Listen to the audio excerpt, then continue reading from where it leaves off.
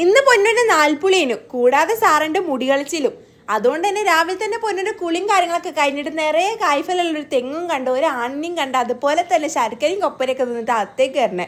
നമ്മളവിടുത്തെ ചടങ്ങ് ഇങ്ങനെയൊക്കെയാണ്. ഇന്ന് സാറ മുട്ടച്ചിക്കുട്ടി ആവല്ലോ. രാവിലെ തന്നെ കുളിച്ച് മാറ്റി ഏറി ഹവയൊക്കെ 2 കൊമ്പൊക്കെ കെട്ടിയിട്ട് നല്ല സെറ്റായിട്ട് ഇരിക്കുകയാണ്. ഓരെന്തോ ഒരു നാൽപ്പുളി പോലെയാണ് ഓരിരുത്തൊക്കെ ഉള്ളത്. എന്തായാലും നാൽപ്പുള്ളിനെ പറ്റി എല്ലാവർക്കും നല്ല അഭിപ്രായം അതുപോലെ തന്നെ പേരും കാര്യങ്ങളൊക്കെ ആയതുകൊണ്ട് അതൊക്കെ കഴിഞ്ഞ് വന്നപ്പോൾ അതിന് സാറിൻ്റെ മുടി കളയാനുള്ള ആൾ വന്ന് ആദ്യം കാശാത്തി നല്ല ഉറക്കത്തിലാണെങ്കിലും പിന്നെ ഉറക്കണീറ്റിൻ്റെ മുടി എവിടെ പോടുന്നു എന്നുള്ളൊരു ലെവലായിരുന്നു. ഇതിപ്പോഴെങ്ങാനും കയ്യൊങ്ങളെല്ലാവരും ഇതിനു വേണ്ടി കൂട്ട് നിൽക്കുകയാണോ എന്നുള്ളൊരു പോലെ. ആൾ കുറച്ച് നേരമൊക്കെ സൈലൻ്റ് നിന്നെങ്കിലും പിന്നെ അങ്ങോട്ട് വയലൻ്റായി. ആൾക്ക് വേണ്ടിയിട്ടുള്ള പുതിയ കുപ്പായും കാര്യങ്ങളൊക്കെ അതിനിത് അങ്ങനെ ആളെ ചരട് കെട്ടലും അതുപോലെ കരിവളയിടലൊക്കെ കഴിഞ്ഞ് നല്ലൊരു കുഞ്ഞു സുന്ദരിയാക്കി നമ്മളങ്ങ് സെറ്റാക്കിയിട്ടുണ്ട്.